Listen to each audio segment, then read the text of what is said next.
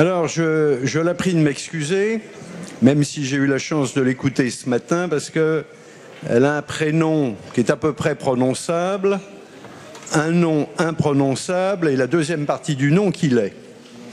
Alors, comment s'appelle-t-elle? Elle s'appelle Blanche-Neige. Sneska. Ça veut déjà tout dire, parce que pour un certain nombre d'entre nous, Blanche-Neige, elle est américaine. Eh bien non, elle n'est pas américaine. Alors, ça, vous m'excusez, Ketvlig, c'est hollandais. Ce n'est important, pas parce que c'est hollandais, c'est important parce qu'il suit le trait d'union, Mihailovic. Donc, elle est née à Belgrade, a épousé un Hollandais, s'appelle Blanche-Neige et a besoin de porter ce nom pour défendre la culture auprès des institutions européennes. Parce que nous avons participé avec Radu ce matin à une réunion où sur l'essentiel nous étions d'accord, mais sur un détail, et chacun sait qu'en politique ce sont les détails qui changent tout, sur un détail nous n'étions pas tout à fait d'accord, c'est-à-dire sur l'attitude de la Commission européenne et de son président. Mais on n'en dira pas plus.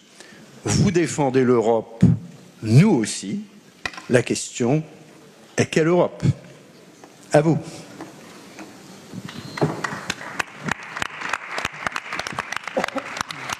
Merci beaucoup, Monsieur Seydou, pour cette introduction originale, je dois dire. Bonjour à tous et à toutes. Après un déjeuner délicieux ici à Avignon, j'espère que vous êtes tous en forme pour un grand débat, parce qu'ils ont, dans le programme, c'est indiqué que c'est un grand débat que nous avons cet après-midi ici. Alors, quand on pose la question, qui est le thème de notre grand débat, et la question, voulons-nous une politique de la culture en Europe? Permettez-moi quand même de rappeler le génie des lieux. On est quand même ici dans un lieu de mémoire européenne, un lieu de culture, un lieu de l'esprit. Et on a de la chance, dans ce lieu-là, avec ce génie de lieu, de débattre de ce thème qui est absolument d'actualité. Pourquoi d'actualité? Parce que vous savez tous qu'en dans 6 mois, nous, en tout cas les Européens, ici les membres des États membres, les citoyens des États membres de l'Union européenne vont voter pour les élections européennes. Il y aura un grand débat sur l'avenir de l'Europe devant nous et la question est, est-ce que la culture occupera une petite ou une grande place au sein de ce débat? Des uns disent qu'il faut avoir plus de l'Europe. Les autres disent qu'il faut surtout avoir moins de l'Europe. Mais je dirais que peut-être quand on fait l'évaluation de la valeur et de l'impact de la construction européenne, ceci ne devrait pas se mesurer uniquement en termes quantitatifs, mais surtout en termes qualitatifs. Alors, quelle est la qualité des objectifs et des politiques de l'Europe que nous sommes tous appelés à construire? Donc, peut-être, c'est surtout, on veut une meilleure Europe, un projet de société et de prospérité qui reconnaît que notre culture, dans toute sa richesse et toute sa diversité, doit être au cœur du projet européen. Et alors, effectivement, après cette introduction que M. Seydou a dit, j'aimerais quand même vous dire, en tant que aussi personne qui travaille depuis longtemps dans les questions, il s'occupe des questions de culture et de patrimoine, notamment patrimoine culturel en Europe, nous ne partons pas du néant. Il y a quand même des choses qui ont été faites. D'abord, le Conseil de l'Europe à Strasbourg, puis depuis 20 ans, l'Union européenne progressivement s'occupe un peu quand même de la culture, il y a des actions, il y a des mesures, mais en fait aujourd'hui, je pense qu'on se trouve à un tournant. Est-ce qu'on se contente de ces mesures louables, mais quand même assez modestes, ou est-ce qu'il y a une volonté? Il y a une volonté de passer à un autre niveau d'engagement de l'Europe dans le domaine de la culture, de affirmer que l'Europe a aussi un soft power. On parle ici des pouvoirs de la culture. Est-ce que l'Europe a un soft power et que la culture est un élément essentiel de ce soft power? Et donc, je pense que c'est effectivement ce tournant dans lequel on se trouve à 6 mois des élections européennes. C'est ça qui est le cadre pour le grand débat de cet après-midi. Et je voudrais quand même vous rappeler que mardi dernier, le Parlement européen a voté le programme Creative Europe, l'Europe créative. Encore une fois, c'est quelque chose, mais c'est très peu, mais c'est quand même quelque chose, et l'Europe quand même affirme une petite ambition pour soutenir le secteur de la culture et des industries culturelles aujourd'hui. Et puis, il y a effectivement un débat qui a été lancé qui s'appelle le New Narrative for Europe. Peut-être vous avez entendu parler de cela. Et où il y a quand même la Commission et le Parlement européen appellent les hommes et les femmes de culture de s'engager, de ne pas rester silencieux et de critiquer dans leur coin, mais plutôt de se lancer dans l'arène publique et de faire entendre leur voix en ce qui concerne l'avenir de l'Europe. Alors, pour introduire le débat, nous avons ici, à côté de moi, Bertrand Moineau, qui va nous présenter l'étude réalisée pour le Forum d'Avignon par Louvre Alliance. Et je pense que vous avez tous reçu un exemplaire de cette étude. Mais avant de vous donner la parole, je dois quand même présenter ce panel éminent qui est avec moi au plateau. Radu Mihailanu, éminent cinéaste européen d'origine de Roumanie, vivant en France. Donc, merci d'être avec nous. Nous avons Lourdes Fernandez, directrice du Centre culturel de Alondiga, à Bilbao. Et j'ai bien compris que vous êtes de nouveaux partenaires du Forum d'Avignon. Nous avons le ministre de la Culture de Slovénie, Uroš Grilc, Olivier Pi. J'ai l'impression qu'ici, tout le monde vous connaît, donc pas d'introduction pour vous. Monsieur Manuel Carrilho, qui vient du Portugal, ancien ministre de la Culture, mais surtout un intellectuel européen engagé et ancien diplomate. Et voilà, je pense que j'ai fait le tour de mon panel. Et maintenant, Bertrand, la parole est à vous. Merci beaucoup.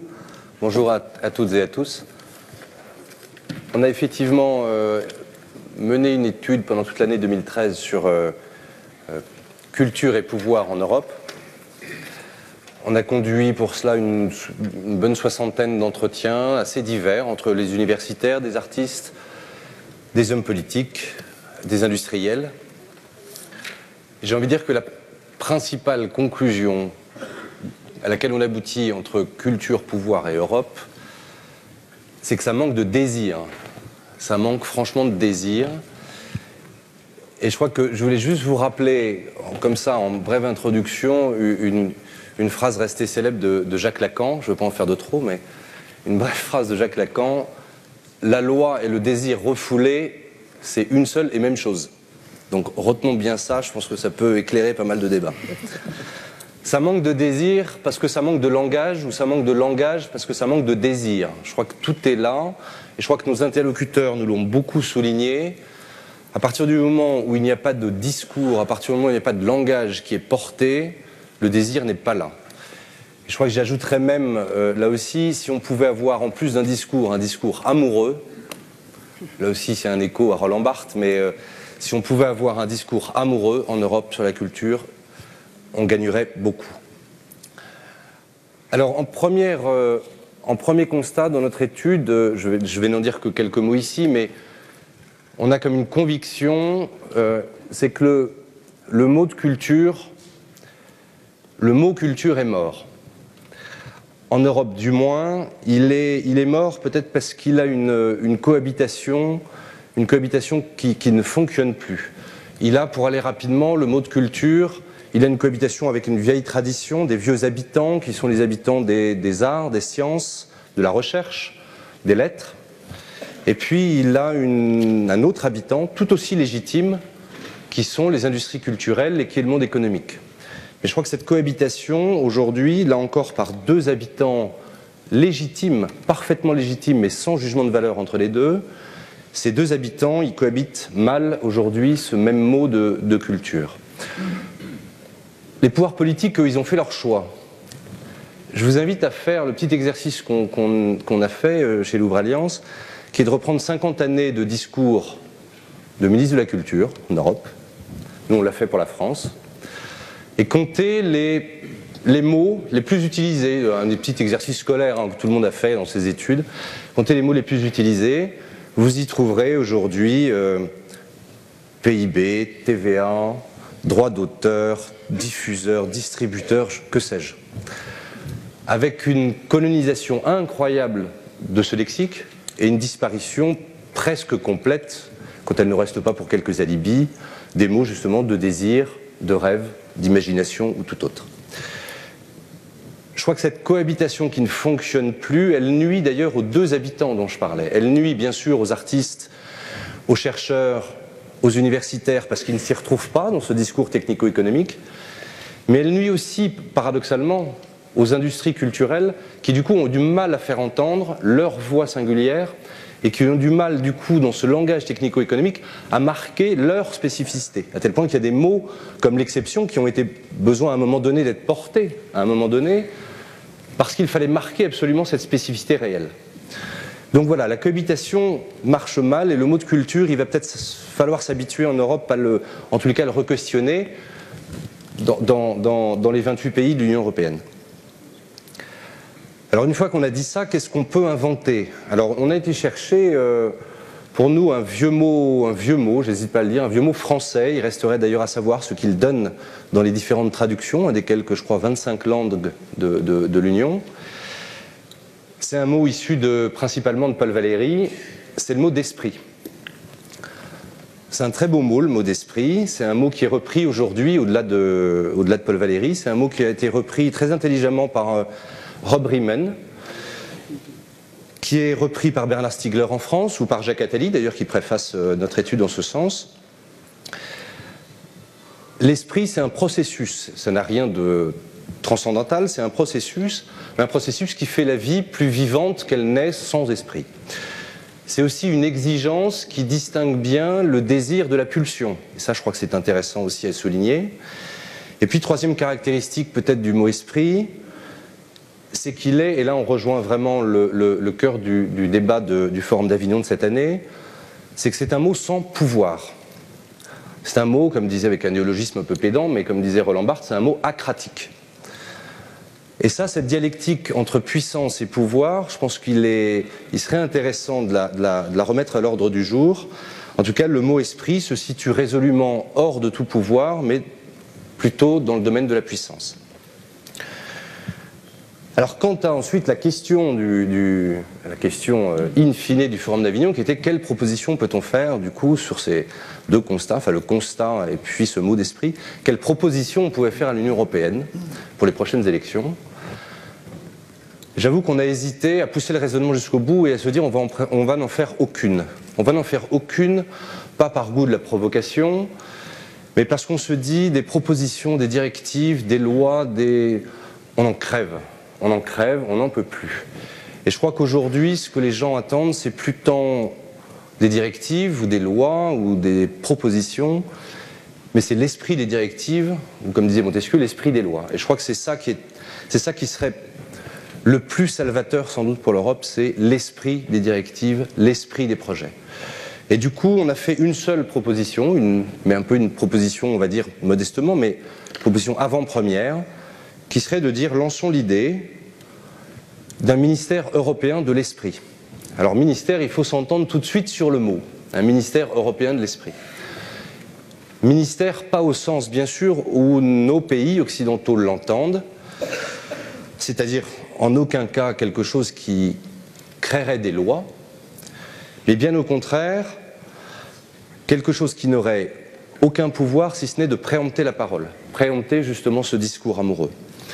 Ce serait un collège, finalement, si on veut l'entendre dans ce sens étymologique du mot de ministère, qui était une charge, une exhortation, une entremise. Au départ, c'est ce que signifiait le mot ministère. Un collège, donc, d'une je sais pas, une douzaine de personnalités. Il y a des noms qu'on peut citer, on les cite dans nos études. Il y a des gens qu'on aime bien. On peut penser à des gens comme Julia Kristeva, qui sont des grands européanistes convaincus. On peut penser à Jürgen Habermas en Allemagne. On peut penser au chef Esa-Pekka Salonen. Enfin, que sais-je, et plein de gens ici dans la salle sûrement. Un collège qui ferait trois choses, qui aurait qui porterait une exigence pour bien marquer la différence entre désir et pulsion. Moi j'ai été surpris tout à l'heure quand quelqu'un dans la salle ce matin a posé la question où sont les prescripteurs. J'ai été surpris de la réponse de Mme Albanel qui disait les prescripteurs soient le consommateur, parce qu'il y a un risque que le prescripteur soit le consommateur. Le risque, c'est que du coup la prescription verse dans la pulsion. Et donc ce collège ou ce ministère européen de l'esprit, il aurait au moins apporté cette exigence.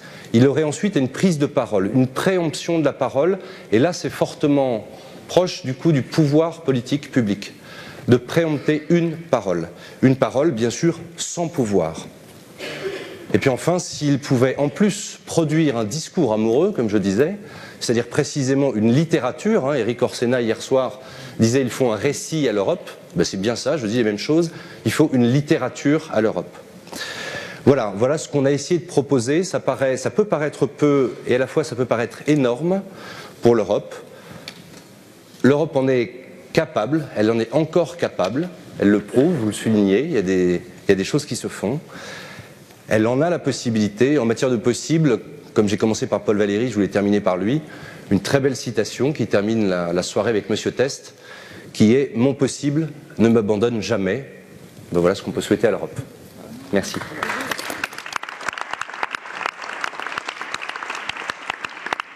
Merci Bertrand pour introduire notre débat avec des paroles si inspirantes. Je vais tout de suite maintenant passer la parole à Olivier Py. Olivier, est-ce que vous croyez à cette Europe de l'esprit ou même l'Europe du cœur dont Bertrand vient de nous parler?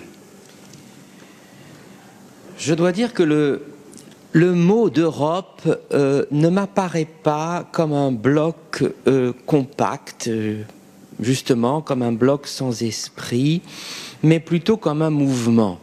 Mais ce mouvement a changé dans mon histoire. Moi, je suis né dans l'époque de la guerre froide, et alors je dirais que l'Europe, c'était une question Est-Ouest, avec ce choc incroyable, inattendu pour ma génération, de la chute du mur, et qui a réorganisé toute l'idée européenne dans le sens Est-Ouest ou Ouest-Est, c'est encore une autre question.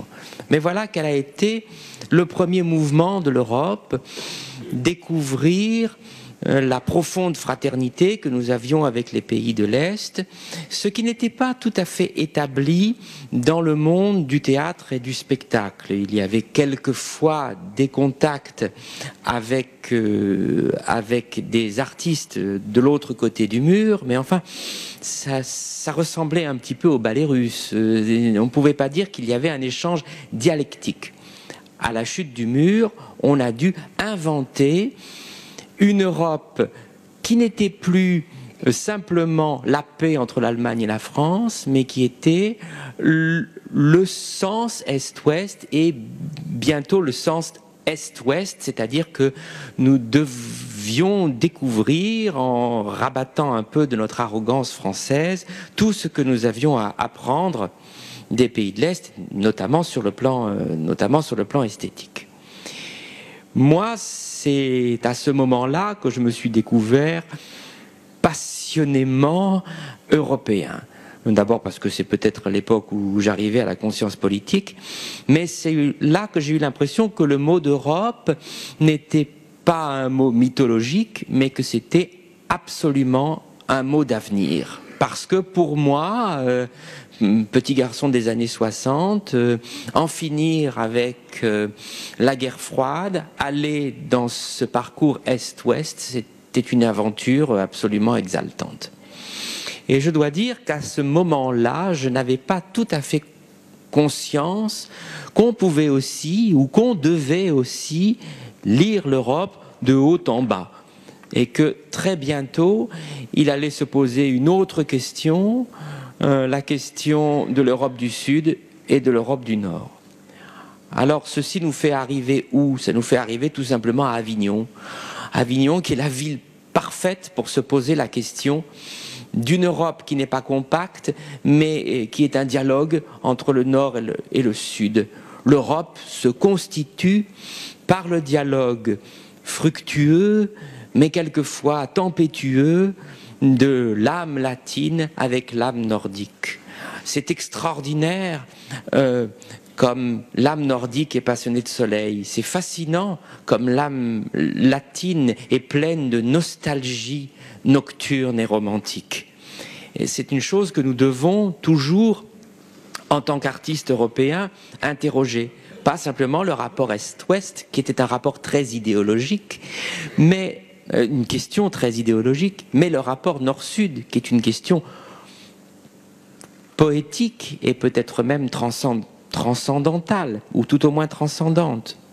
Entre le nord de l'Europe et le sud de l'Europe, il y a bien plus qu'un rapport de puissant à moins puissant, ou d'un rapport de ex-colonisé à colonisateur, ou d'un rapport de colonisateur financier à un rapport de quémandeur. Il y a bien plus que ça. Il y a une énergie qui est propre à l'Europe, qui fait en quelque sorte le génie de l'Europe, qui l'anime, et qui l'anime d'une très très grande richesse. Mais aujourd'hui, nous devons vivre un temps de désarroi européen, et particulièrement en France. C'est une chose extrêmement douloureuse de voir partout en France s'élever l'anti-européanisme. Alors je dirais même que les Allemands y résistent un peu plus, et dans une très très grande confusion, parce qu'on ne sait pas ce qui est décrié par cette anti-Europe qui met un peu partout des bonnets rouges, qui allume partout des lampes. On se demande si c'est l'Europe de la finance, et on craint que ce ne soit une autre Europe, qui est celle des valeurs universelles. Et là aussi, on se demande ce qui va se passer à Avignon, et ce qui va se passer à Avignon, à mon sens, est absolument emblématique.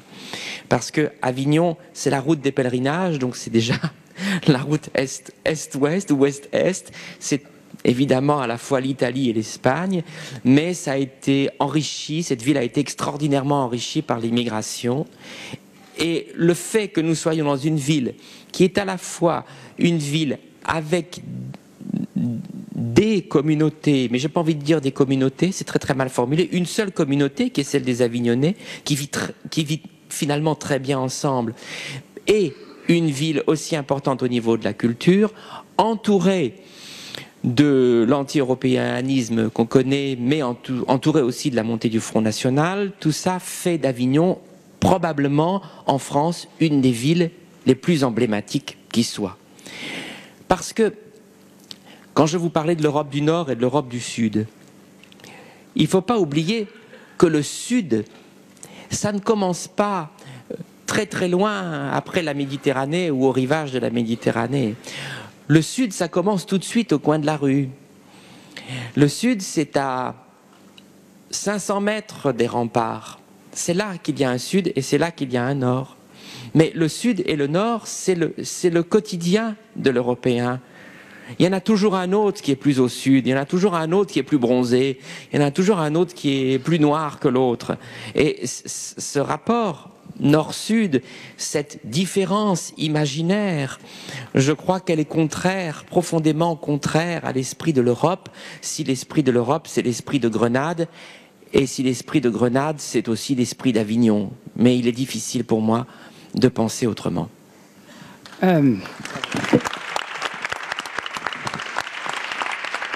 Merci beaucoup Olivier d'apporter aussi un peu de poésie dans notre débat. Je pense qu'on en a besoin aussi. Et surtout de faire, quand on parle de l'Europe de l'esprit, cet esprit est notamment dans les villes, tellement de villes emblématiques en Europe que cet esprit en fait y est incorporé et le fait vivre. Radu, Jacques Delors avait, semble-t-il, dit: on ne tombe pas amoureux du marché intérieur. Puisque je me suis permise de citer cela, puisqu'on parle ici de l'amour. Alors, on peut quand même tombé amoureux de la culture européenne. Qu'est-ce que vous pensez? Est-ce qu'elle existe, cette culture européenne? Et quel est le rôle des artistes dans la promotion de cette culture européenne? Encore une fois, on va revenir au débat de l'exception culturelle en partie, mais effectivement, l'exception culturelle, c'est l'amour du spécifique vers l'universel. Donc, si on est européen, forcément, on aime l'universel et on se projette dans l'universel. C'est-à-dire, on envoie aussi nos différences vers l'universel et on se nourrit de l'universel. Donc, je vais essayer, pour une fois, de presque lire des choses parce que j'avais tellement peur d'être en dessous du niveau, ce que je vais peut-être être. Donc, pardonnez-moi de lire en partie. Donc, je vais être très subjectif, excessif, utopique, naïf, irrationnel, slave, bien que juif et latin. On a oublié les slaves d'ailleurs en Europe, car ce sujet me fait mal depuis des années. J'ai fui la dictature de Ceausescu pour de multiples raisons, à mi-mort ou emprisonné, manque de liberté, mais surtout parce que j'ai tout fait de ne pas avoir le droit de penser autrement, de ne pas avoir le droit d'exprimer cette pensée différente, d'être en danger de mort si on apprenait que mes pensées différaient de celles autorisées. Vous comprenez alors pourquoi ce combat excessif, passionnel, pour la liberté de penser, pour la culture, me poursuivra à tout jamais. Et je vous avoue qu'en quittant la Roumanie il y a des années, dans ma naïveté, je n'imaginais pas une seconde que j'allais devoir continuer ce combat en démocratie, expliquer encore et encore l'utilité de la culture. Lors de la dernière bataille pour l'exception culturelle, beaucoup d'artistes européens et américains se sont mobilisés. Peu de politique, seulement la France, le Parlement européen, les Länder, la Roumanie, la Belgique, l'Italie, la Grèce, peut-être que j'en oublie quelques-uns.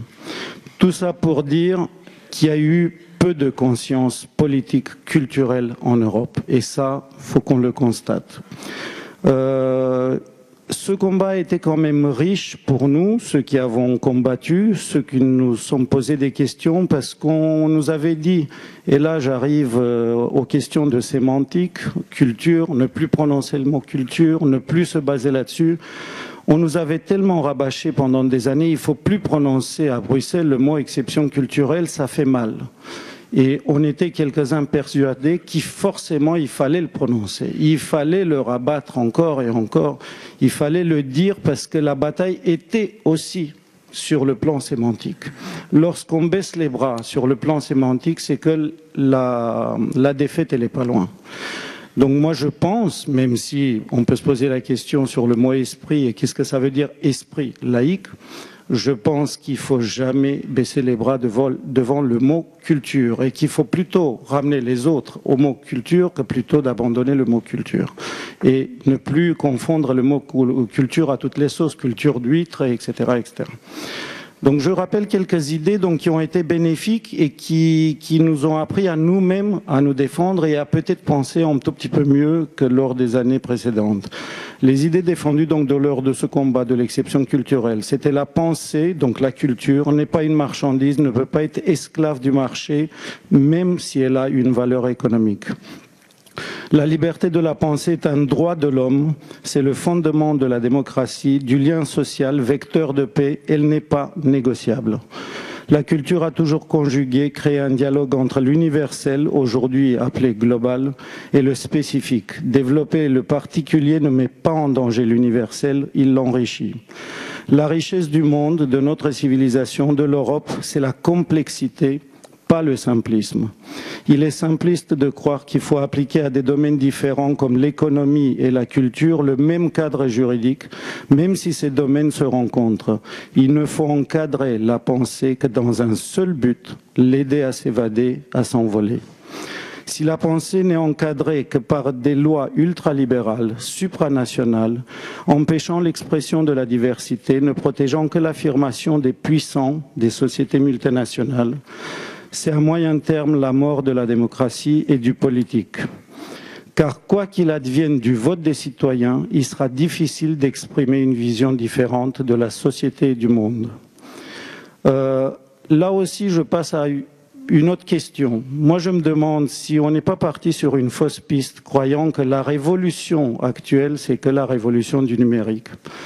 Et je me demande si la vraie révolution n'est pas une autre, et excusez-moi un terme qui va vous faire croire que je suis stalinien, mais je crois que j'ai fui plutôt Staline et Ceausescu. On est peut-être au milieu du passage de l'être exécutant, le fameux être des temps modernes de Chaplin, à un être pensant. Les causes, vous les connaissez tous, la robotisation, les nouvelles technologies, la facilité de déplacement, la nanotechnologie, etc. Quand je dis être pensant, je suis conscient qu'aujourd'hui, l'être pensant, il ne l'est pas encore. C'est un être manipulé, manipulable, décortiqué dans sa plus profonde intimité, soumis à la vitesse de réaction d'un clic, d'un tweet. Les grands groupes économiques et certains politiques l'ont compris.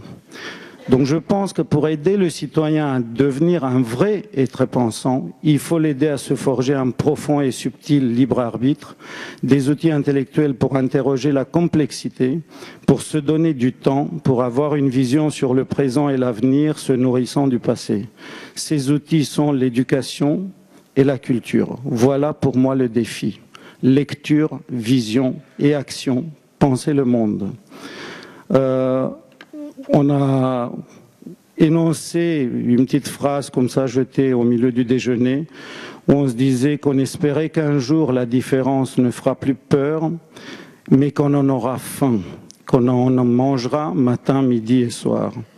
Et je vais finir, permettez-moi, par une petite citation de Malraux que j'ai extrait des Oraisons funèbres, et c'est un discours qui était un hommage à la Grèce. Ironie de l'histoire, à l'occasion de la première illumination de l'Acropole le 28 mai 1959. Il disait « On ne saurait trop le proclamer, ce que recouvre pour nous le mot si confus de culture, l'ensemble des créations de l'art et de l'esprit, c'est à la Grèce que revient la gloire d'en avoir fait un moyen majeur de formation de l'homme. C'est par la première civilisation sans livre sacré que le mot intelligence a voulu dire interrogation. L'interrogation dont allait naître la conquête du cosmos par la pensée, du destin par la tragédie, du divin par l'art et par l'homme. Au seuil de l'ère atomique, une fois de plus, l'homme a besoin d'être formé par l'esprit.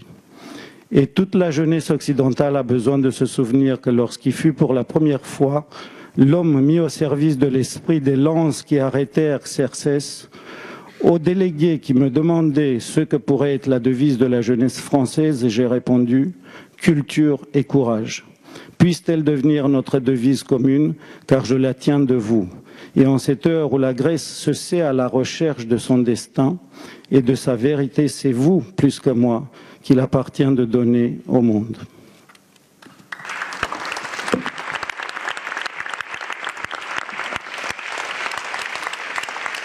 Merci Radu, on est définitivement dans un lieu d'esprit.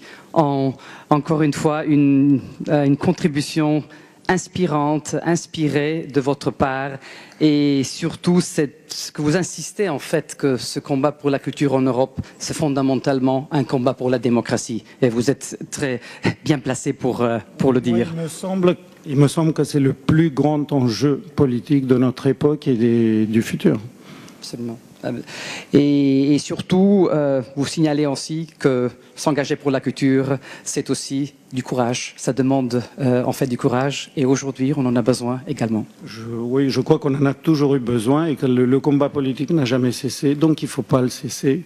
Et que justement, l'époque qui paraît désastreuse, pour moi, elle est intéressante et complexe. Et il ne faut pas avoir peur ni de la diversité ni de la complexité. En tant que quelqu'un qui vient de l'ex-Yougoslavie, je ne peux que souscrire à ce que vous venez de dire. Vous avez à juste titre dit qu'il fallait aussi parler des Slaves et de l'apport de l'âme slave, mais heureusement, autour de cette table, on a deux Slaves. En fait, on a aussi le ministre de la Culture de Slovénie qui est avec nous.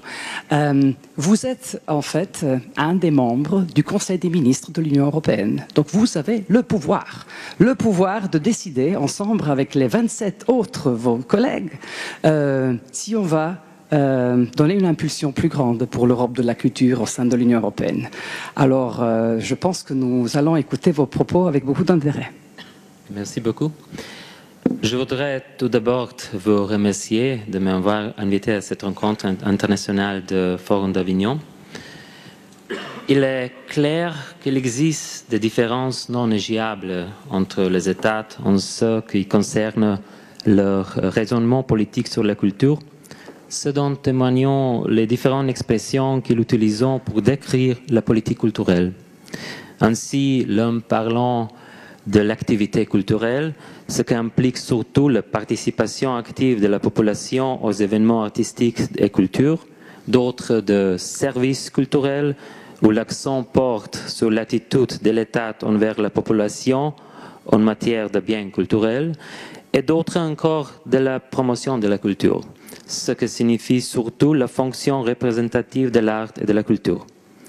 À ces visions respectives de la culture s'est adaptée ensuite l'organisation d'institutions de son domaine. Si j'y reviens à la politique culturelle au niveau supranational ou européen, le principe de la subsidiarité des politiques et des institutions est appliqué. L'activité actuelle de l'Europe ne conduit ainsi que l'encouragement à la coopération entre les États membres, au soutien ou au complément de leur activité dans le domaine d'une meilleure compréhension de la culture et de l'histoire des nations européennes. Existe-t-il la politique culturelle européenne? Peut-être n'est pas la question vraie. Nous sommes toujours déjà dans le registre de la politique, on nous pose cette question. C'est un peu structuraliste que je dis ça. Manque de politique culturelle est déjà une politique. Ce n'est pas une bonne politique aujourd'hui, mais c'est la politique. Personnellement, je pense qu'il y a énorme réserve dans ce domaine et que la politique culturelle européenne, si nous le nommons ici, pourrait être mise en œuvre d'une manière plus conséquente, surtout en soutenant les efforts d'un placement plus efficace de la culture dans les instruments des autres politiques. Ceci place tous les ministres de la culture devant des défis de taille que nous devrions remporter au niveau européen, à savoir parvenir à modifier la directive européenne sur TVA et garantir une baisse de taux d'impôt pour les livres numériques qui sont actuellement traités comme des services et pas comme des biens culturels, comme s'il n'y a pas le contenu des livres numériques. Deuxièmement, appliquer au monde numérique de manière systématique le droit de prêt public, qui est une des protections clés des auteurs et qui a abouti à des formes bien diversifiées dans différents États membres. C'est l'instrument de soutenir les auteurs très juste, un instrument qui a fondament dans le prêt dans les bibliothèques. Troisièmement, prêter attention aux mesures réglementaires dans le secteur audiovisuel et numérique quant elles. Ainsi de suite. Mais surtout et principalement, l'exception culturelle doit devenir le standard de discours sur la politique culturelle européenne. Autrement dit, exception culturelle est la seule possible manière d'être de la politique culturelle européenne, si nous disons ce dans un langage un peu heideggerien. Nous avons besoin d'une politique européenne progressive à partir du concept de l'exception culturelle. Merci.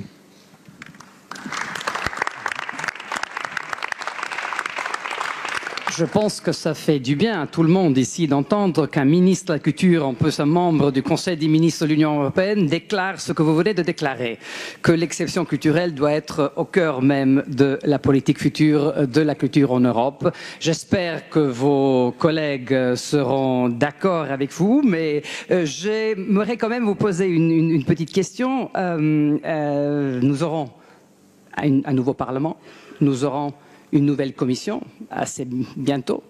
Quelle serait votre proposition, votre message principal en tant que ministre de la Culture que vous ferez vous-même au plus haut responsable de ces deux institutions qui, ensemble avec la vôtre, dirigent l'Europe?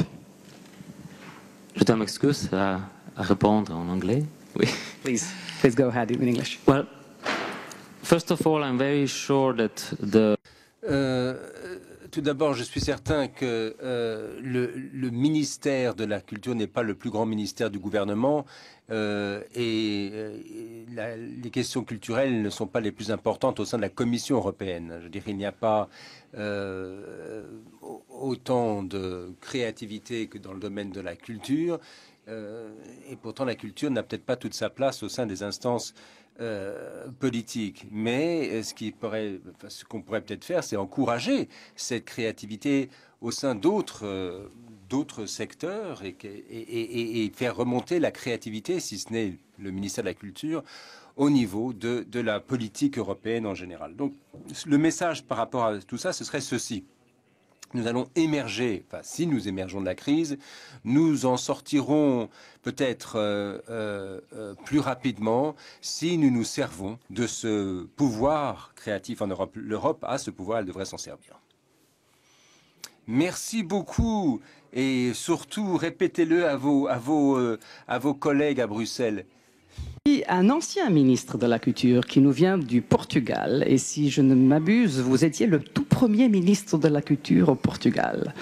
Et vous êtes aussi un intellectuel engagé.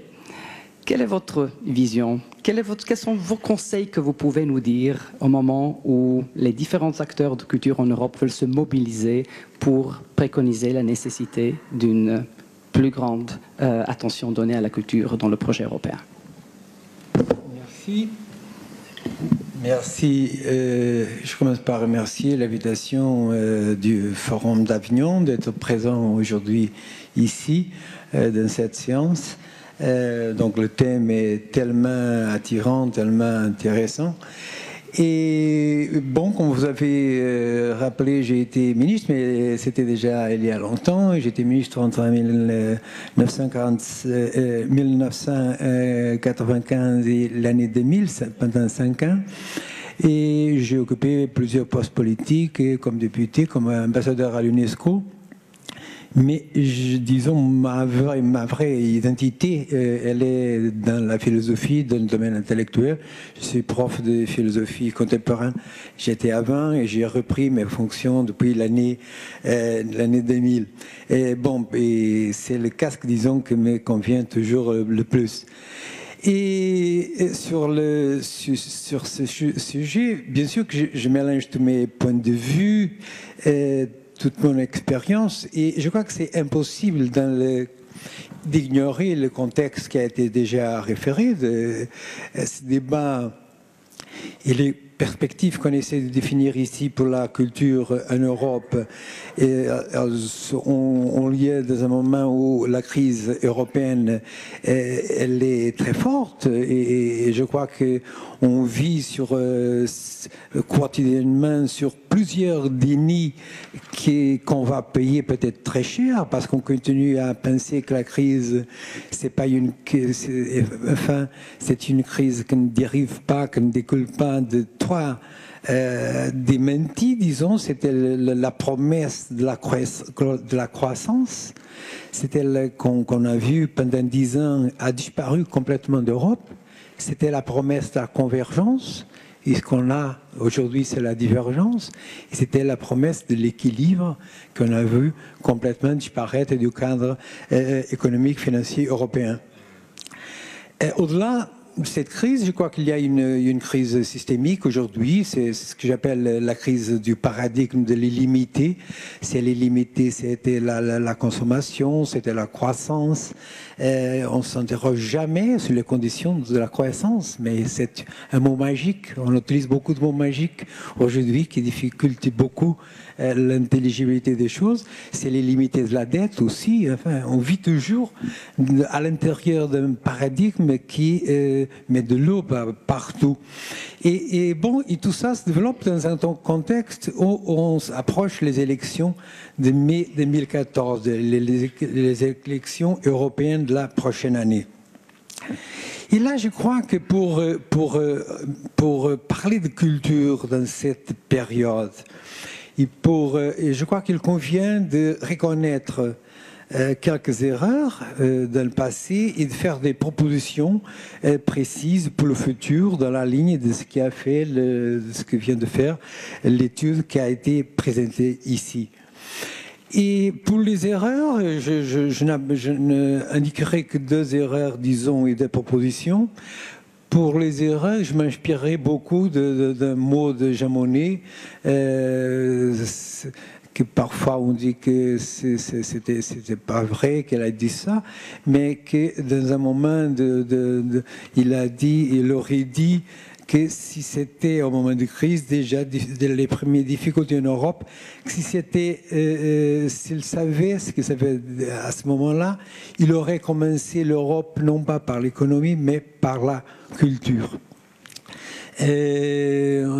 Bon, et je crois que ça a été vraiment une erreur, que le mot culture n'apparaisse pas jusqu'au traité de Maastricht. La culture, on n'a aucune référence dans les documents européens jusqu'à 1992. Aucune. Et ça a été, je crois, une erreur, cette absence de référence. Et ça a été, c'est la deuxième erreur, après la façon comme dans les plusieurs traités elle a été intégrée, la façon comme on a défini, ça a été déjà dit ici, la subsidiarité, que ça a limité beaucoup les politiques culturelles, et bon, et la négligence constante, surtout des derniers présidents, mais constante, de mon point de vue, du point de vue politique, et, disons, l'indigence même budgétaire qui est réservée au secteur. Je rappelle toujours une phrase d'un artiste belge, je crois, qu'on subventionne beaucoup plus fortement les vaches européennes que les artistes européens. Bon, pour les propositions, je crois que c'est une question qu'on a discutée et qu'on met ici. C'est à quel échelon, disons, est-ce qu'il est important aujourd'hui de penser la culture, une politique culturelle? Et je crois, au niveau national, au niveau régional, au niveau européen. Et je crois que s'il faut donner une réponse, il faut le faire au niveau européen. Parce que je crois qu'il nous manque le plus au niveau européen, c'est aujourd'hui vraiment de vivre un espace public commun. On a un espace économique commun, on a un espace politique commun, mais quand on pense à l'espace public qui est fait de justement l'importance du langage, des symboles, etc. Là, vraiment, presque tout nous manque. Et l'idée, par exemple, d'un Erasmus de la culture, ça pourrait être important pour dynamiser cette Europe, cette échelle, disons, cette politique européenne à l'échelon européen. Et pour terminer, je crois que l'idée, la proposition d'un ministère de l'esprit est une bonne idée. Je ne crois pas que le mot esprit et même les raisons qui ont été avancées soient peut-être les meilleures. Je ne sais pas si c'est une bonne idée de changer de mot parce que parfois, et c'est le cas, je crois aujourd'hui, il faut lutter pour la culture, parce qu'il y a déjà beaucoup d'équivoques que votre étude souligne du reste, entre la culture que vous dites morte, les industries culturelles, l'art, qu'est-ce qui arrive à l'art au milieu de tout ça, on ne parle plus d'art, hein, etc. Bon, et je crois que l'idée du ministère de la culture de l'Union européenne comme telle, disons, cette désignation, je crois qu'elle serait bien préférable d'un côté. Et de l'autre côté, je ne réduiserai pas ce ministère à un collège, disons, à quelque chose un peu consultatif, mais beaucoup plus exigeante et ambitieux, avec l'obligation de définir un ensemble d'actions que puisse être structurel au niveau européen, puisse être exemplaire, que puisse être continu, sur du continu. Il y a une énorme discontinuité dans et qui puisse donner aux Européens un sentiment qu'un écrivain américain du siècle passé a beaucoup écrit, que c'était Emerson, que j'aime bien, que c'était l'expérience d'Amérique. Je crois que c'est ce qui nous manque aujourd'hui à nous Européens, c'est l'expérience de l'Europe. Et ça serait travailler ce qui serait cette expérience de l'Europe. Je crois que ça serait un bon défi pour un tel ministère. Et merci.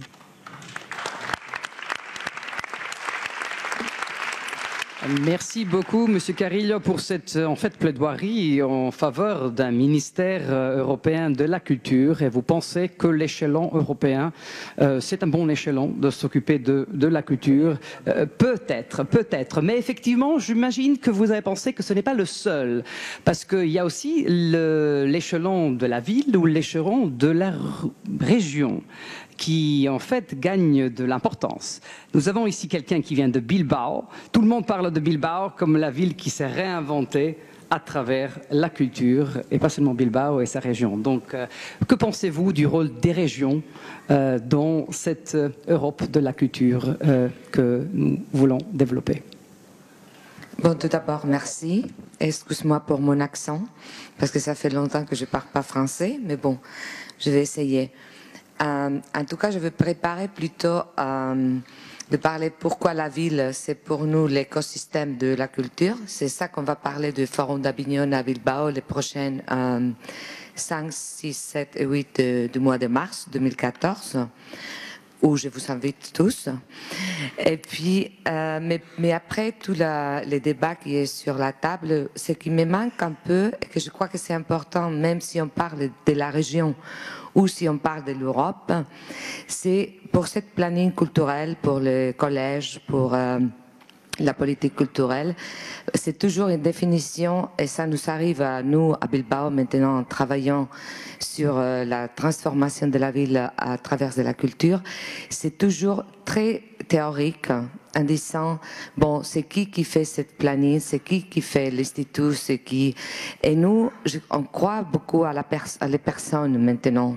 On croit que les réseaux des agents culturels qui bougent sur l'Europe, même au niveau régional qu'au niveau supranational, ce sont les gens qui font la culture eux-mêmes. Et parfois, ils ne sont pas une subvention, parfois, ils ne sont pas dans les collèges européens, parfois, ils ne sont pas regardés par les ministères de chaque nation.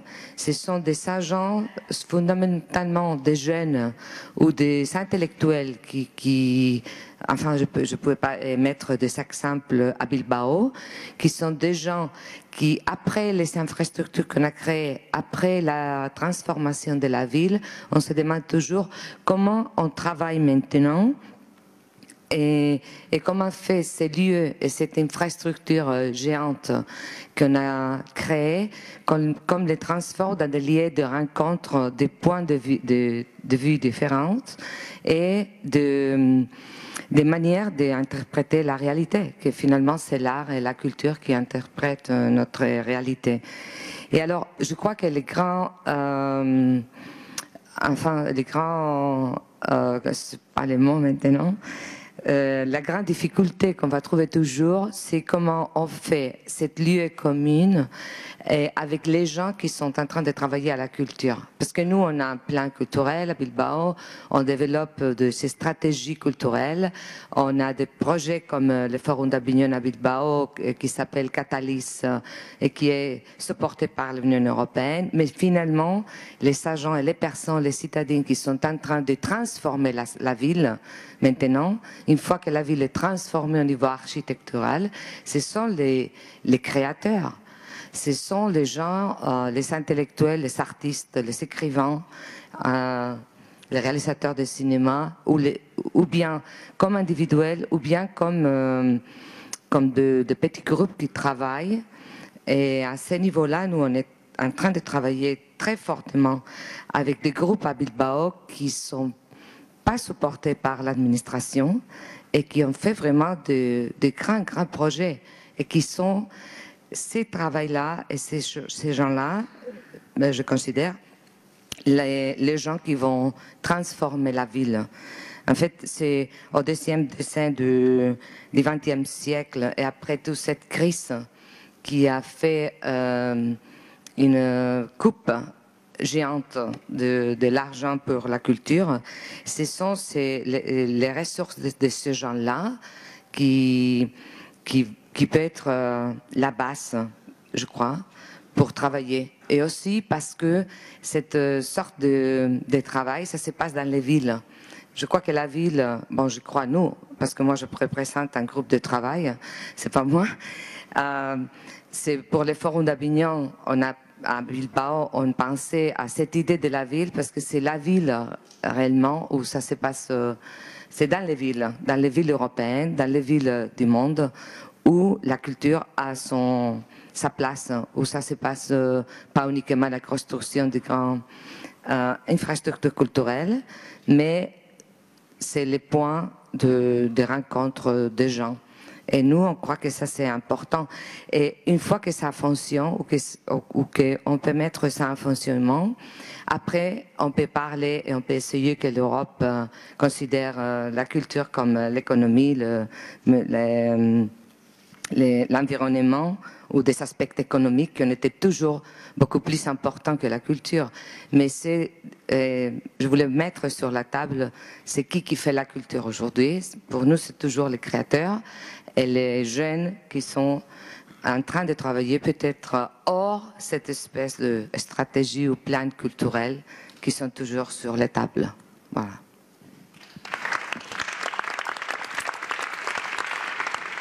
Merci Lourdes de souligner le rôle des créateurs et surtout le rôle des villes. Olivier, vous avez aussi beaucoup fait l'accent sur la ville, le rôle des villes. Que pensez-vous concrètement? Qu'est-ce qu'on pourrait proposer à cette future Europe de la culture? Comment est-ce qu'elle pourrait encourager encore davantage la création dans les villes et la coopération entre les villes européennes? Il est certain que l'échelon européen ne nous dédouane pas de penser le local et même, je dirais, le micro-local. Bien au contraire, c'est par la force de l'Europe que nous pouvons encore mieux penser le local, et j'ajoute le local et sa périphérie, car je crois qu'il y a là un enjeu extrêmement important.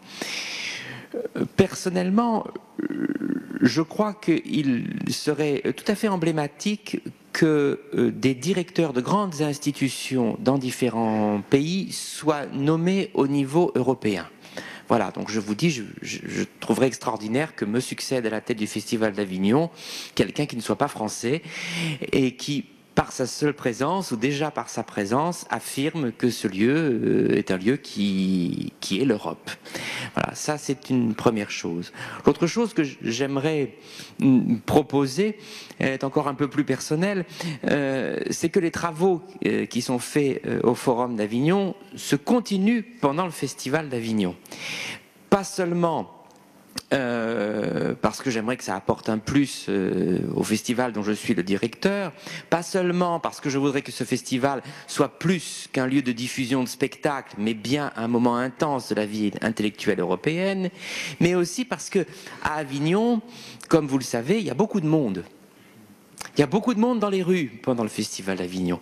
Donc je trouverais formidable que cette énergie que nous arrivons à créer comme ça, en parlant et en constatant que nous sommes fondamentalement d'accord ou d'accord sur les fondamentaux, puisse être entendue aussi par un large public qui est celui qui va soutenir notre idée. Nous ne sommes pas seulement nous, les cardinaux, en train de soutenir cette idée, et ce sont les fidèles de cette idée qui doivent la soutenir, donc diffusons-la.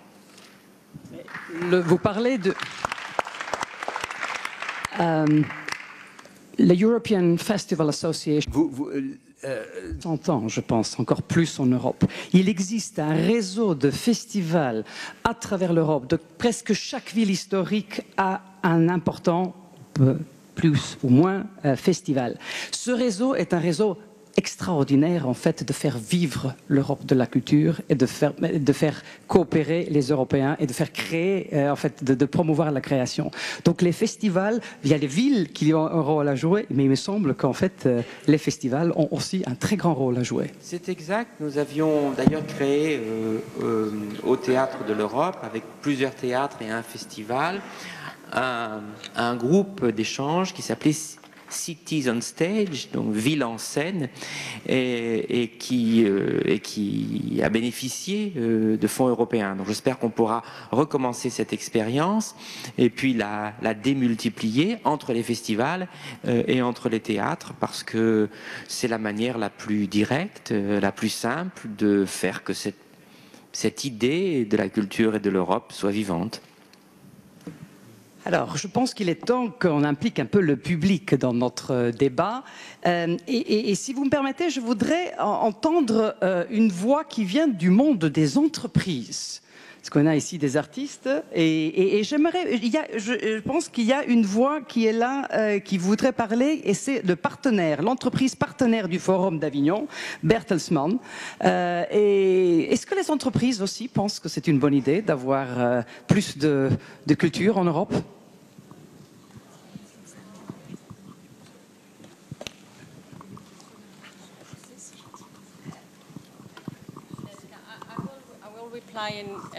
Alors, je vais vous dire ceci. Il me semble, en tout cas, puisque nous représentons un petit peu les industries ou les secteurs créateurs et créatifs, il nous paraît essentiel, bien entendu, que la culture joue tout son rôle dans la politique européenne, et pour toutes les raisons qui ont déjà été citées, ne serait-ce que parce que nous sommes, bien entendu, des vecteurs de croissance économique et d'innovation, mais surtout parce que la culture ou tout ce qu'on appelle les secteurs créatifs bénéficient aux autres secteurs d'activité. Alors évidemment, nous avons essuyé pas mal de critiques auprès de la Commission européenne. Enfin, ce qui s'est dit au niveau de la Commission européenne hier et aujourd'hui n'est pas toujours très favorable, mais quand même, il faut se dire que les décideurs, ce sont les 28 pays membres de l'Union. Alors, je crois que le simple fait de changer la composition de la Commission, ce n'est pas ça qui va faire changer les choses. C'est l'état d'esprit des gouvernements qui doit changer pour convaincre ces gouvernements que la culture doit jouer son juste rôle dans les décisions politique. Écoute, en tout cas, merci de ce mot d'encouragement, parce que ça veut dire que le monde de l'entreprise estime que la culture a son rôle à jouer. Qu'il y a aussi la voix de l'esprit et de la spiritualité qui voudrait se prononcer. Un frère Samuel Avignonnais, philosophe.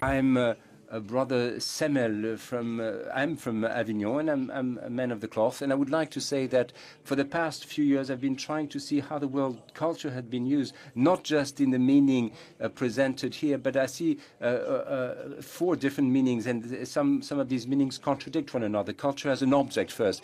You have cultural objects and things for sale that you can buy, or objects of entertainment. I mean, at the end of the day, everything is cultural. I mean, even a tablespoon, a toothbrush. I mean, all this is cultural. I mean, anything done by man is cultural. Yogurt is something cultural, and you can be a barbarian individually, and yet take part in cultural things like eating yogurt. And then culture can be seen as a way of life, and there again, you can be pretty much closed up in your own culture, and in fact, you have societies that are closed upon themselves and regress constantly. You have a form of culture as a tool of stupidity, justified on religious or whatnot grounds, and then you have a culture as a vector of creativity. But you can see, as we saw this morning, you can be creative to serve as, say, the Nazi regime, or some sort of glorifying sort of insane system, and you could be creative, selling you advertising sort of cosmetics that make you think you're as beautiful as a goddess. But that's a sort of a diversion of culture. But then there's a subversive culture, but subversive in a positive thing, something that challenges power, indeed its own power. I mean, not just politics as a manipulator of culture, but something that challenges economic and business models, including the business model of culture itself. Now, you might ask, culture with all these meanings, how does it all come together? You can have critical thought, and in the Greek sense of the word, that is the sort of thinking that forces you to challenge things and not accept at face value meaningless, hollow words that you find on a short tweet or something. Having said that, you can have short sentences that can be full of meaning. Don't get me wrong. But in any case, that kind of culture should be prophetic. It should be, in a way, an actor, a vector of societal transformation. Is that culture still around? I mean, that is the question I have. What is the future of that culture? Radu, maybe you have something to say. Well, look, and I'm grateful to Plantu for his cartoons that are very inspiring. What can I say? What can I respond? How can I respond?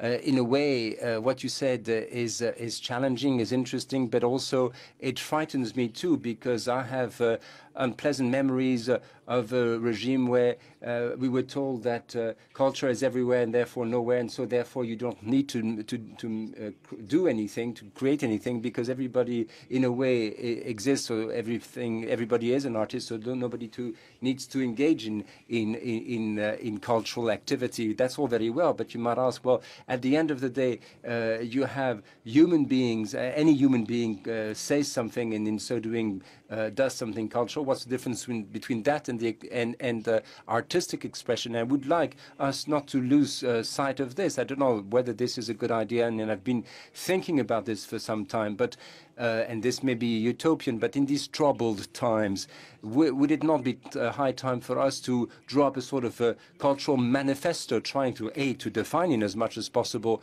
what culture is all about? I mean, there are some people who will say that the culture, the place of culture is in prison. Of course, that would be going much too far in the wrong way. But defining culture as simply the expression of thought is all very well. But is it not the case that we want to make culture accessible to our citizens, saying, look, culture is something that you can have access to, but that you can create yourself, and of course you can have great ideas that could apply to all of Europe, and that would be nice too. But that's one thing, and there's something else I should like to draw your attention to.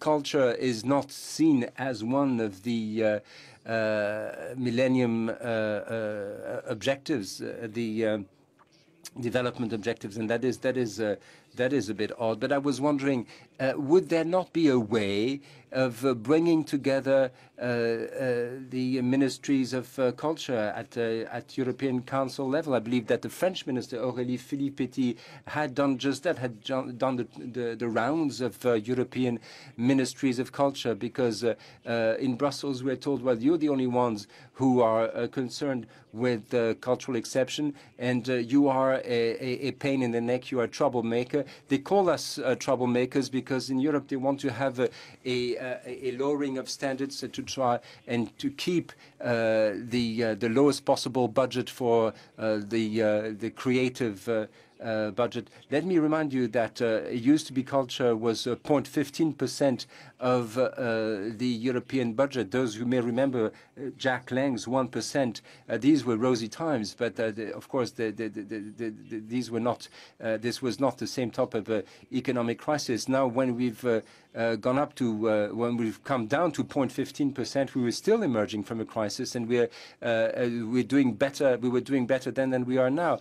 I think at the end of it all, Therefore, if we want to give culture its rightful place, it has to be measured up in terms of cultural policies, as well as political, as well as economic models. I mean, you may remember that the French CNC, the French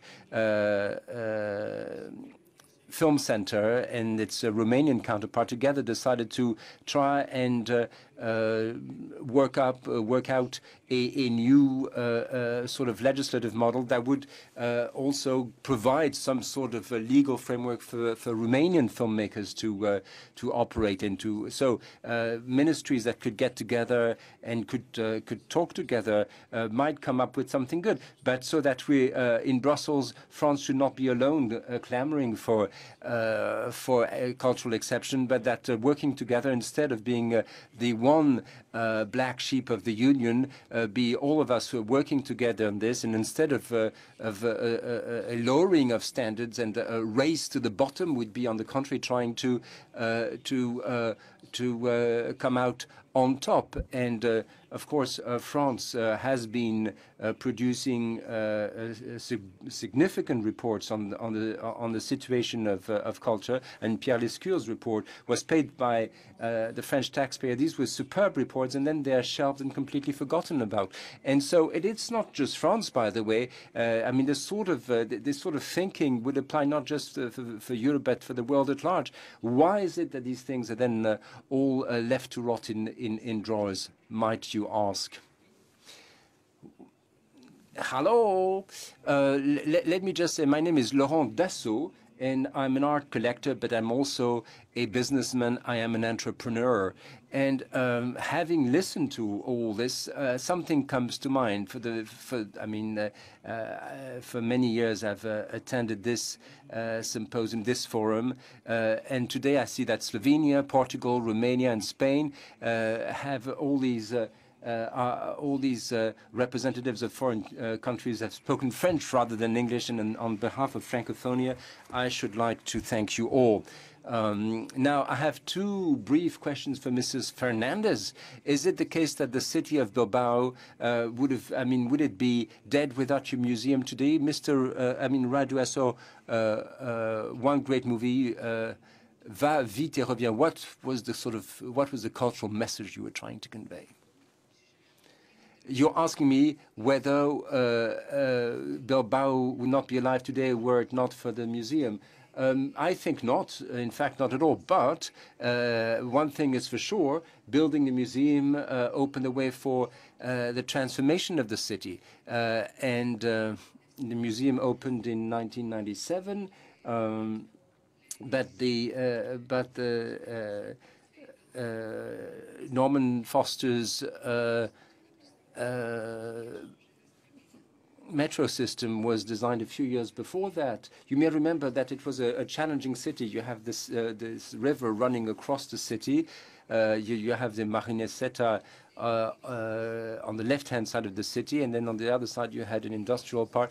And but it meant that there was a divide, and Norman Foster's metro system bridged, as it were, the city together, and that was prior to the building of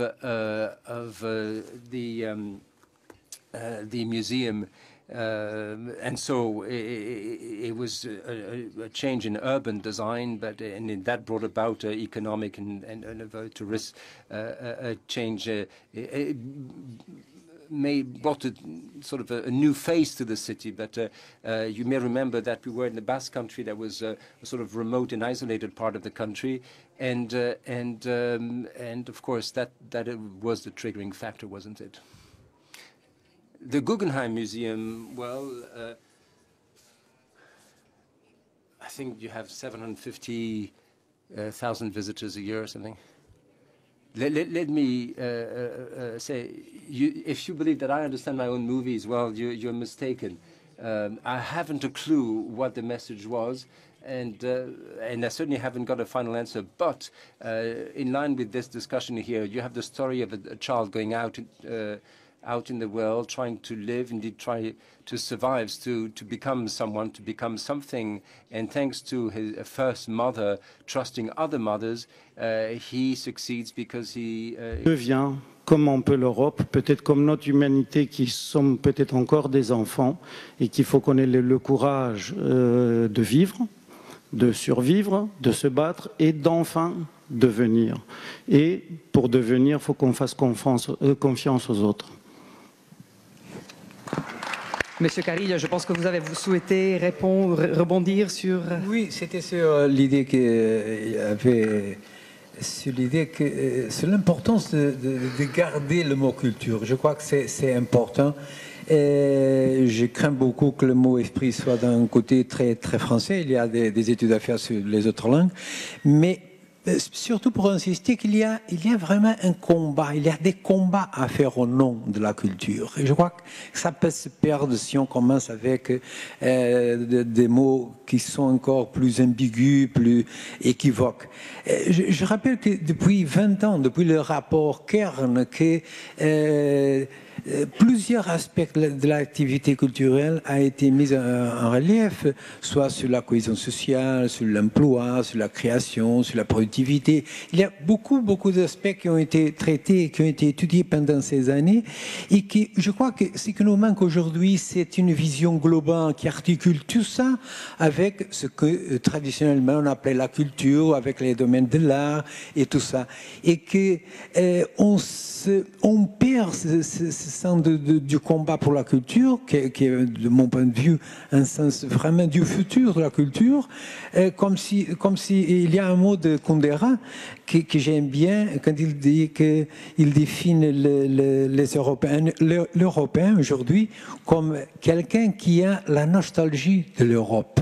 Bon, je crois qu'il faut inverser ça. Il faut faire de l'Européen quelqu'un qui a le sens je dois me tourner derrière et je pense que Monsieur Toubon qui voulait dire quelque chose. Non? Mais je suis désolé. Oui, oui, je dois me tourner aussi un peu de derrière. Merci.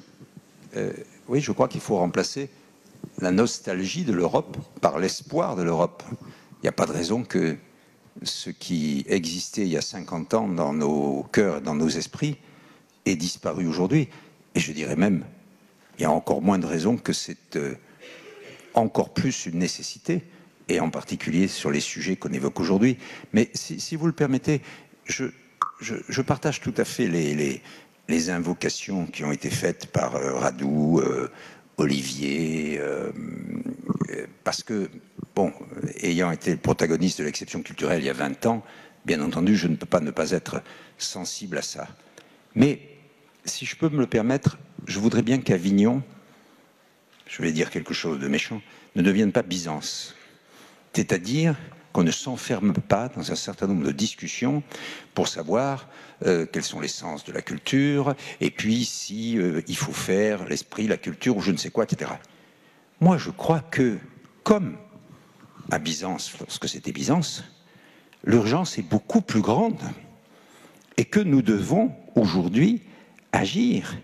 Et que de ce point de vue, j'ai été très frappé par l'intervention du ministre slovène de la Culture, qui a dit des choses extrêmement concrètes, extrêmement pratiques.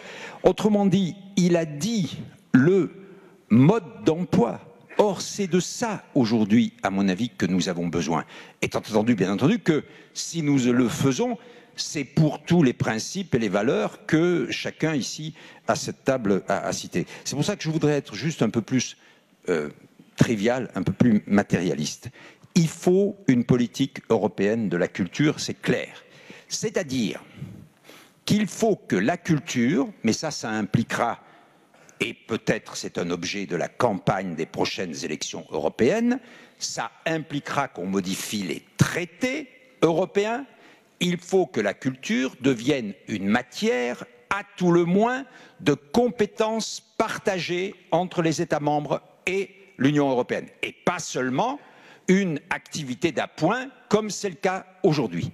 À partir de là, il faut construire une politique commune de la culture pour remplacer ce qu'est aujourd'hui la culture en Europe, c'est-à-dire une série de mesures de dérogation et d'exemption. Et Radu le sait mieux que personne, puisque c'est ça la politique du cinéma européen. Chacun sait, c'est d'échapper à un certain nombre de règles, notamment du droit de la concurrence. Et de ce point de vue, je pense que aujourd'hui, il y a quelque chose qui est en train de se passer. Et par exemple, dans les relations que j'ai, moi, très fréquentes avec mes amis allemands, je sens que dans un pays comme celui-là, qui a été pendant très longtemps farouchement hostile à ces idées, il y a une forte évolution, pas seulement chez les artistes, pas seulement chez Thomas Ostermeyer, qui est à Avignon comme chez lui, Olivier, mais chez beaucoup de politiques. Et quand on lit les programmes, par exemple, du SPD ou de la CDU pour les élections législatives qui viennent de se dérouler, on voit qu'il y a une grande évolution. Mais ce que je voulais dire surtout, c'est qu'en fait, il faut aller beaucoup plus loin. Et qu'on est ici dans un forum des industries culturelles. Parlons-en. C'est là où je dis que Byzance, c'est fini.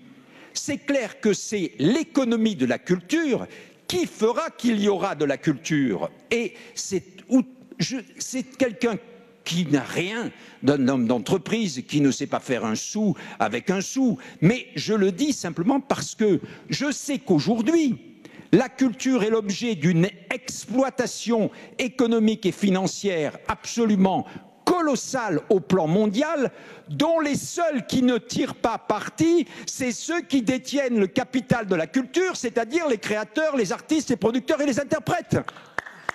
Alors, or ça, c'est justement le nœud de la question européenne. L'Europe, aujourd'hui, est un marché unique, c'est-à-dire sans frontières, de 500 millions de consommateurs, qui est le principal marché de tous les produits et de tous les services de l'industrie électronique américaine, chinoise et coréenne. Est-ce que nous pensons que ça doit continuer?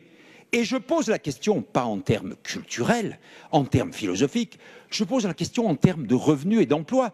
Si, dans 20 ans, 30% de l'économie de l'hémisphère nord, 30% du PIB, est fait de services virtuels, comme on le prévoit, quels revenus et quels emplois nous aurons si nous sommes absents dans les services virtuels? Si dans 20 ans, 50 à 60% de tous les contenus culturels sont distribués en ligne et que nous n'avons aucune plateforme européenne de distribution en ligne, alors comment, où seront non seulement nos créateurs et nos interprètes, mais où seront nos revenus et nos emplois? Donc je dis que... Attends, j'ai fini pour dire. J'ai fini simplement pour dire que ce qu'il nous faut pour avoir une politique européenne de la culture, c'est une stratégie européenne des services numériques. C'est une stratégie européenne de l'industrie numérique. Et, je dois le dire, la France, le président de la République, le gouvernement, Aurélie Filippetti, Fleur Pellerin, l'ont proposé au dernier conseil qui devait être consacré au numérique, le 24 et 25 octobre. Oui, mais il n'a parlé que de Lampedusa et de Leonarda, ce conseil.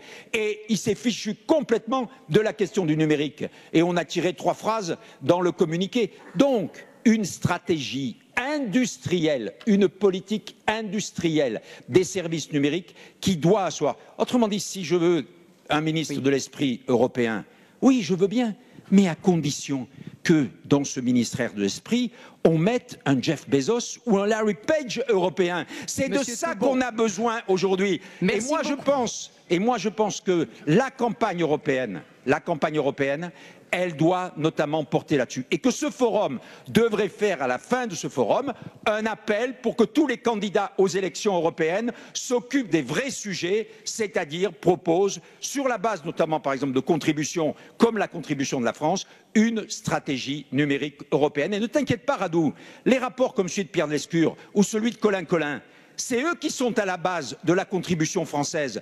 Donc c'est un vrai travail utile, mais simplement, aujourd'hui, l'Europe et le Conseil des ministres, Lourdes l'a très bien dit, c'est les gouvernements qui décident, et je crois, vous l'avez dit aussi tout à l'heure, c'est les gouvernements qui décident, et ce n'est pas la Commission qui décide. Les gouvernements s'en fichent sauf 2 ou 3. Alors il faut que nous fassions, nous, que les gouvernements ne s'en fichent pas, non pas pour faire plaisir aux gens de la culture, mais parce que demain, il n'y aura plus d'argent, il n'y aura plus d'emploi, il n'y aura plus de protection sociale si nous sommes absents dans le secteur qui fera l'économie de demain. Monsieur Toubon, merci infiniment.